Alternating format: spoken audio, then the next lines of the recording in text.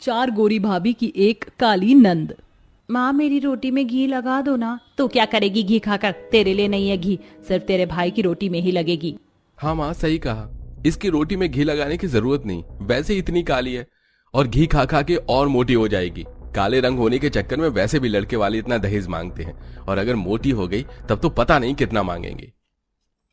वैष्णवी का काला रंग होने के कारण उसकी माँ और उसके चारों भाई उसके साथ बहुत भेदभाव करते थे।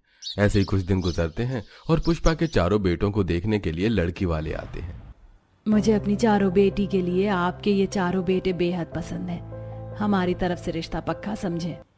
सभी लोग हंसी मजाक करते चाय नाश्ता कर रहे होते हैं। तभी चारों लड़कियों में से हिमानी की नजर दूर खड़ी वैष्णवी पर जाती है। मम्मी जी, वहाँ दूर खड़ी वो लड़की कौन है काले रंग की? मैं देख रही हूँ वो कब से हमारी तरफ देखी जा रही है। वह हमारे घर की नौकरानी है बेटी। अच्छा नौकरानी? हाँ हाँ नौकरानी ही है, तुम चाय नाश्ता करो ना। कुछ देर बाद गंगा अपनी चारों बेटी का रिश्ता पक्का करके वहां से चली जाती है। क्योरी, तुझे कहा था ना अपना ये काला थोपड़ा लेकर अपने कमरे में रहने को, लेकिन तुझे बात समझ नहीं आई। लड़की वालों के पास आना जरूरी था अपना ये काला कलूटा मुंह लेकर। गलती हो गई माँ, माफ कर दो। कुछ दिनों बाद पूरी विधि विधान के साथ पुष्पा के चारों बेटों की शादी हो जाती है। पुष्पा गृह प्रवेश करती हुई। बाप रे बाप, मेरी चारों बहू कितनी गोरी हैं, दूध की तरह पूरा मक्खन मलाई शरीर है मेरी बहू का तो, और मेरी एक खुद की बेटी एकदम काली कलूटी। आओ बहू, घर के अंदर आओ। पुष्पा की चारों गोरी बहू घर के अंदर आती हैं और अपने कमरे में आराम करने जाती हैं। वहीं दूसरी तरफ पुष्पा अपनी बेटी के कमरे में जाकर, मेरी बात ध्यान से सुन, तेरी चारों गोरी भाभी के आगे मैंने तुझे नौकरानी बताया है, तो नौकरानी की तरह सुबह जल्दी उठकर घर के सारे काम को निपटा लियो। जी माँ, मैं घर के सारे काम कर लूंगी। अगले दिन सुबह वैष्णवी उठकर घर के सभी कामों को करने लग जाती है। वो सारे झूठे बर्तन धोती, झाड़ू लगाती है, सारे गंदे कपड़े धोती है। वहीं दूसरी तरफ उसकी चारों गोरी भाभी रसोई में आती हैं। अरे नौकरानी ने तो सारा खाना बना दिया, अब हम क्या करें? चलो हम लोग माँ जी के कमरे में चलते, उनसे थोड़ी बातें करेंगे। चारों बहू अपनी सास के कमरे में आती हैं जहां उनकी सास होती ही नहीं। अरे माँ जी तो है ही नहीं, कहीं गई होंगी। ये देखो यहाँ पर फोटो एल्बम रखा हुआ है, चलो देखते हैं। चारों बहू मिलकर फोटो एल्बम को देखने लगती हैं जहां हर दूसरे फोटो में उन्हें वैष्णवी परिवार के साथ नजर आती है। अरे यार, ये लड़की हमारे परिवार की हर तस्वीर में क्यों है? हर पूजा पाठ, बर्थडे पार्टी, शादी जैसी हर खुशी के मौके में इस लड़की की फोटो हमारे परिवार वालों के साथ। ऐसा लग रहा है जैसे कि ये नौकरानी नहीं, हमारे घर की ही सदस्य। चलो ये बात हम उसी से पूछ कर आते हैं, आखिर वो है कौन। चारों बहू हॉल में आती हैं जहां वैष्णवी झाड़ू लगा रही थी। तभी पड़ोस की बबीता घर में घुसती हुई। अरे वैष्णवी, चार सुंदर गोरी भाभी आने के बाद भी तू नौकरानी की तरह घर में काम करे। अरे अब तो अपनी भाभी को बोल तेरे कामों में मदद करे। क्या कहा भाभी? पर हमारी तो कोई नंद है ही नहीं। ये सब कुछ सुनकर वैष्णवी झाड़ू पटक कर वहां से रोती हुई अपने कमरे में चली जाती है। मुझे नहीं पता क्या हुआ ये सब, पर मैंने जो भी कहा वो सच कहा है। वो तुम्हारी नंद है, मैं जा रही हूँ, अपने रिश्ते को संभालो। वैष्णवी के चारों भाभी कमरे के अंदर आती हैं। आखिर क्यों तुमने अपना परिचय हमसे नहीं करवाया? क्या हमसे कोई गलती हुई जो हमारी इतनी सुंदर और प्यारी नंद ने हमसे बात करना तक जरूरी नहीं समझा और इतने दिनों से गैरों की तरह हमारे साथ रह रही थी? नहीं भाभी, ऐसा मत बोलिए, ऐसा नहीं है। मेरी तो चारों गोरी भाभी बहुत सुंदर है और मुझे बहुत पसंद है। तो सच क्या है? वैष्णवी अपनी माँ भाई की सारी बातें अपनी चारों भाभी से कहती है। मुझे विश्वास नहीं हो रहा, हमारे पति की सोच ऐसी है और हमारी माँ, उन्होंने तुम्हारे काले रंग की वजह से तुम्हें इस घर की नौकरानी बनाकर रखा है और हमें भी नौकरानी ही बताया। बातचीत इतनी बढ़ जाती है कि धीरे धीरे घर का हर सदस्य वहां एकत्रित हो जाता है। आखिर क्यों माँ जी, आपने ऐसा क्यों किया? और तुम चारों भाई अपनी बहन को काली होने की वजह से कोस रहे थे और अपनी माँ को रोकने की बजाय उनका साथ दे रहे थे। तो और क्या करते, इतनी काली है, ऊपर से न तो इसका कोई रिश्ता हो रहा है और काले रंग की वजह से तुम्हें पता है लोग लाखों की मांग करते हैं दहेज की। बोझ हो गया है हमारे लिए इसका ये काला रंग। चुप करिए आप लोग, खबरदार अब एक लफ्ज भी अपने मुंह से निकाला हमारी नंद के लिए। हमारी नंद कैसी भी हो हमारे लिए बेहद प्यारी है। उस दिन के बाद से वैष्णवी के चारों गोरी भाभी उसे बेहद प्यार से रखने लगती हैं। एक दिन चारों भाभी मिलकर खाना बनाकर वैष्णवी के कमरे में लेकर आती हैं। वैष्णवी आओ खाना खा लो। मेरा खाना कमरे तक लाने की क्या जरूरत थी, मैं खुद आकर खा लेती रसोई में खाना भाभी। वो बात अलग थी वैष्णवी, जब तुम अकेले कोने में बैठकर खाना खाती थी, पर अब हम अपनी प्यारी ननद को खाना अपने हाथ से खिलाएंगे। अब चारों गोरी भाभी मिलकर अपनी काली नंद को अपने हाथ से खाना खिलाती हैं। पानी पिलाती हैं। वैष्णवी अब अपनी चारों गोरी भाभियों के साथ खुश रहने लगी थी। इसी तरह एक दिन सुबह। वैष्णवी तैयार हो जाओ, आज हम पांचों शॉपिंग मॉल जा रहे हैं घूमने के लिए। इस काली कलूटी के साथ जाओगी शॉपिंग मॉल? बेइज्जती हो जाएगी तुम लोगों की। माँ जी, इसकी चिंता आपको करने की कोई जरूरत नहीं। हमारी ननद बेहद खूबसूरत और प्यारी है, हम उसके साथ ही शॉपिंग मॉल जाएंगे। अब तैयार होकर वैष्णवी अपनी चारों गोरी भाभी के साथ शॉपिंग मॉल जाती है, जहां पर वैष्णवी तरह तरह के कपड़ों को ट्राई करती है। वैष्णवी, ये ड्रेस तुम पर बहुत अच्छी लग रही है, बहुत प्यारी लग रही हो तुम। शुक्रिया भाभी, आज से पहले कभी मेरी किसी ने इतनी तारीफ नहीं की। आप चारों बहुत अच्छी हो। शॉपिंग मॉल से बाहर आने के बाद सामने एक ठेले पर भेलपुरी बिक रहा होता है। वैष्णवी, तुम्हें भेलपुरी खाना पसंद है? मुझे तो बहुत पसंद है, तुम कहो तो खाने चले। अरे भाभी, इसमें पूछने वाली क्या बात है, मुझे भी बहुत पसंद है। चलिए ना, खाते हैं मसालेदार चटपटी भेलपुरी। अब अपनी चारों भाभी के साथ खुशी खुशी वैष्णवी भेलपुरी खा रही होती है। तभी वहां से गुजरता एक लड़का। अरे ओ काली कलोटी बैंगन लोटी, लगता है धूप की सारी किरणें तेरे मुंह पर ही पड़ गई हैं। बाप रे, कितनी काली है, कभी फेयर एंड लवली भी लगा लिया कर। अरे ओ, तूने अपनी शक्ल देखी है? चूसे हुए आम जैसी शक्ल तेरी है, सड़े हुए केले के छिलके जैसा तेरा शरीर है। ये चप्पल देख रहा है? इतना मारूंगी ना, कल ठिकाने आ जाएगी तेरी। अरे रहने दीजिए मैडम, इन आवारा लड़कों से मुंह मत लगिए, इनका तो रोज का काम है लड़कियों को छेड़ना। चारों गोरी भाभी अपनी काली नंद को प्रोटेक्ट करती हैं और वहां से घर आ जाती हैं। ऐसे ही कुछ दिन गुजरते हैं और एक दिन लक्ष्मी कहती है, शीतल, डॉली, हिमानी, मैं क्या सोच रही थी कि अब हमें हमारी प्यारी नंद के हाथ पीले कर देने चाहिए। हाँ, तुम सही सोच रही हो, और हर लड़की का सपना होता है दुल्हन बनने का। और सच कहूँ तो मेरी नजर में एक लड़का भी है जो यहीं किशनगंज में रहता है। अब अगले ही दिन डॉली अपनी दोस्त पुनीत को चाय पर बुलाती है। वैष्णवी चाय लेकर पुनीत के पास आती है। पहली ही नजर में वैष्णवी पुनीत को पसंद आ जाती है। डॉली के कमरे में जाकर पुनीत डॉली से कहता है, डॉली, ये लड़की कौन थी? ये लड़की पहली नजर में ही मुझे भा गई। सच में? वैसे ये मेरी ननद है, और सच कहूँ तो मैंने तुम्हें बुलाया ही उसके लिए था, पर मुझे लगा कि शायद उसका काला रंग तुम्हें पसंद आए ना आए।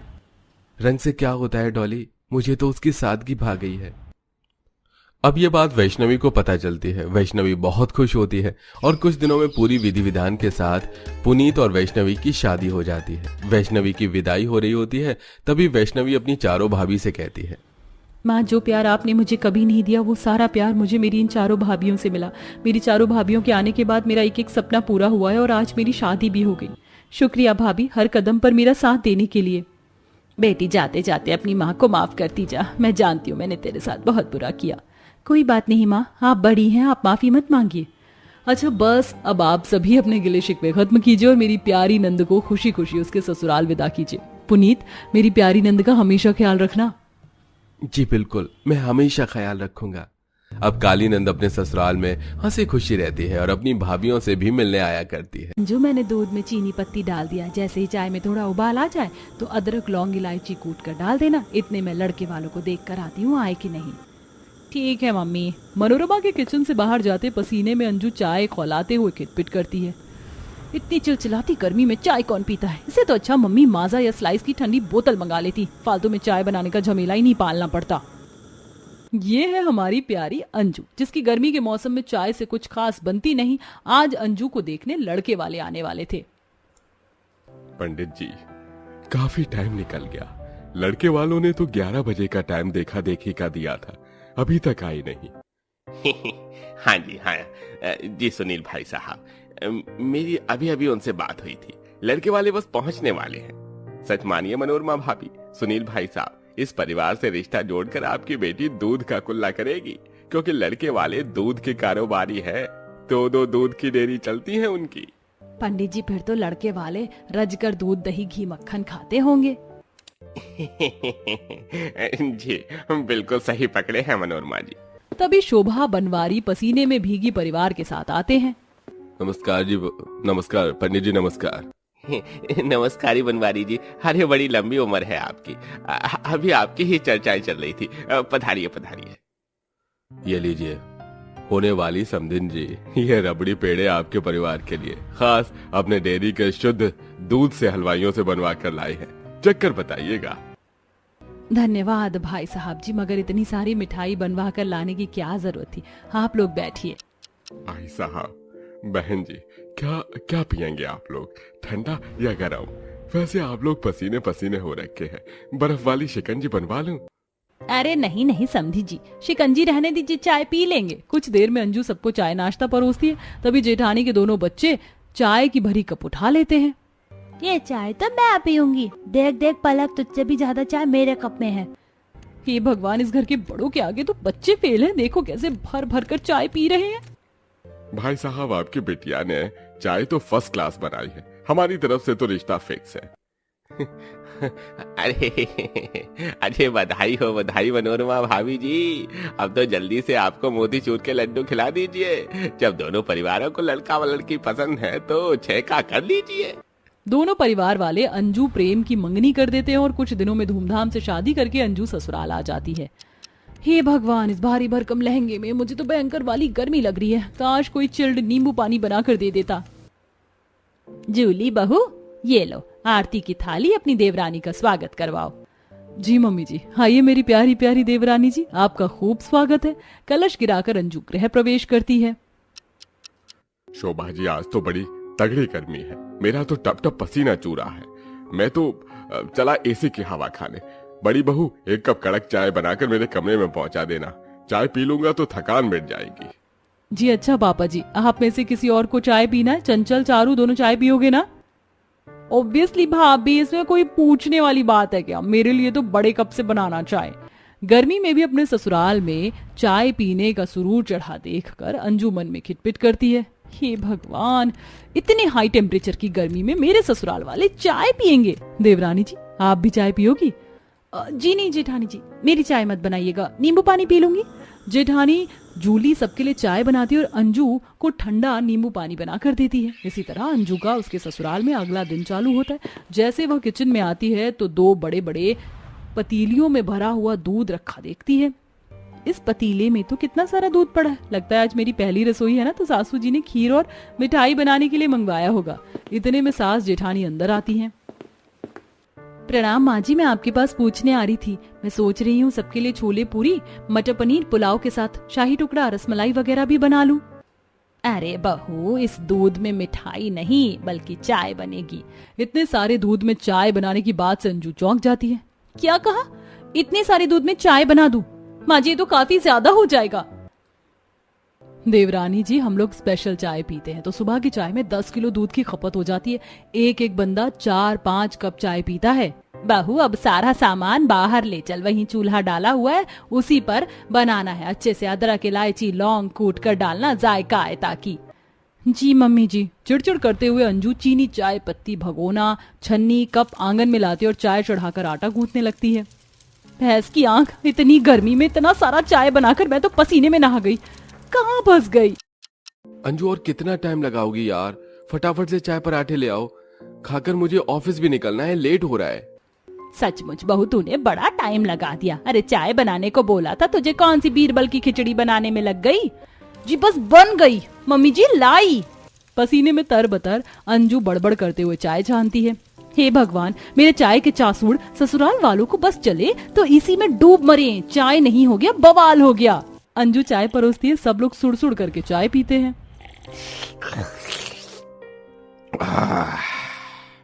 वाह नहीं बहू, चाय तो तुमने एक नंबर की बनाई है। एक कप और पिला दो।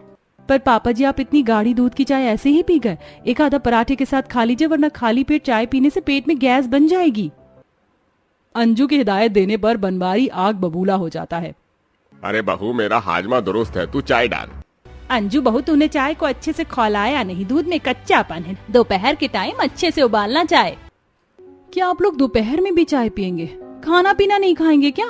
भाभी, आप इतना शॉकिंग रिएक्शन क्यों दे रहे हो? जिसके घर में खुद दूध की डेयरी चलती हो, उनके 3-4 टाइम चाय पीना तो आम बात है।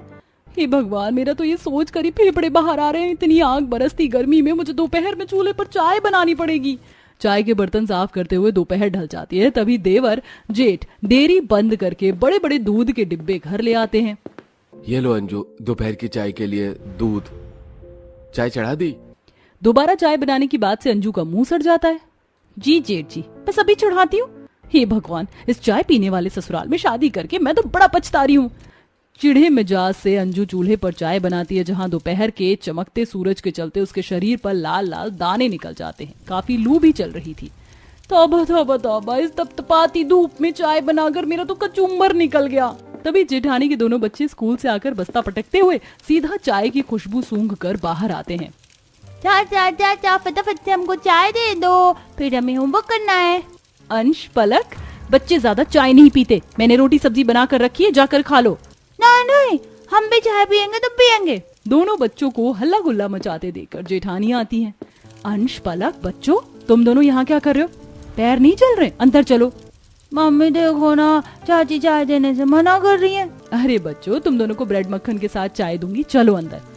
बड़ी तो बड़ी, इस घर के बच्चे भी एकदम लतखोर हैं। इसी तरह गर्मी में बेचारी अंजू का दिन ससुराल वालों को चाय पिलाते पिलाते गुजर जाता है। देखते देखते अंजू की शादी को 2-3 सप्ताह गुजर जाते हैं और गर्मी का तापमान भी चरम पर पहुंच जाता है। मम्मी, ये सुबह सुबह मेरे पेट में खलबली क्यों मच रही है? इतनी गर्मी में चाय पीने का नतीजा है। गुड़गुड़ पेट पकड़े अंजू चूल्हे पर चाय छोड़कर बाथरूम की तरफ भागती है। कौन है अंदर? दरवाजा खोलो। भाभी, मैं हूँ अंदर। चारू, जल्दी से बाहर निकलो, नहीं तो बाथरूम के बाहर खड़े खड़े ही मेरा रायता फैल जाएगा। भाभी, पहले मेरा तो होने दो, कब्ज बनी पड़ी है। इतनी गर्मी में 10-10 कप चाय पियोगी तो कब्जी बनेगी। अगले ही पल चारू गुस्से में बाथरूम से बाहर आती है। भाभी, don't underestimate power of the tea lover, समझिए आप? चाय के खिलाफ कुछ नहीं। लाख समझाने के बावजूद भी अंजू के ससुराल वालों के सर से चाय का फितूर नहीं उतरता। ज्यादा चाय पीने से उन्हें भूख न लगने की समस्या बन जाती है। वहीं सास ससुर का शुगर लेवल बढ़ने लगता है कि एक सुबह इन चाय के दीवाने ससुराल वालों ने मेरी नाक में दम करके रख दिया। आज इन्हें मजा चखाना पड़ेगा। अंजू चिढ़कर चाय में खूब सारी चीनी डालकर उसे खूब मीठा कर देती है। मम्मी जी, पापा जी, जेठानी जी, चारू, चंचल, चाय ले लीजिए। चलो भाई साहब, अपनी अपनी चाय ले लो। एक घूंट चाय पीते ससुर का मुंह चढ़ जाता है। बहू, ये तूने आज की चाय जरूरत से ज्यादा मीठी नहीं कर दी? रसगुल्ले की चाशनी लग रही है। पापा जी, मैंने तो हिसाब से चीनी डाला था। वो इतना लंबा चौड़ा परिवार है ना चाय पीने वाला, इसीलिए अंदाजा नहीं मिल पाया। नाक मुंह सिकोड़ कर ससुराल वाले मीठी चाय भी गड़ागड़ पी जाते हैं, लेकिन सबकी जुबान चिपचिप करने लगती है। मगर एक दिन सास की तबीयत बिगड़ जाती है। परिवार वाले घबरा कर डॉक्टर को बुलाते हैं। डॉक्टर साहब, कोई घबराने वाली बात तो नहीं है? देखिए, आपकी माँ का शुगर लेवल और ब्लड प्रेशर काफी ज्यादा बढ़ा हुआ है। अगर इन्हें चंगा भला रहना है तो चाय छोड़नी पड़ेगी। आप लोग चाय और स्वास्थ्य में से कुछ एक को चुन लीजिएगा। आप डॉक्टर के समझाने पर अब शोभा के साथ साथ घर के पूरे परिवार वाले भी ज्यादा चाय पीने से परहेज करते हैं। वहीं गर्मी के मौसम में चाय बनाने की समस्या से हमारी बहू अंजू को भी छुटकारा मिल जाता है।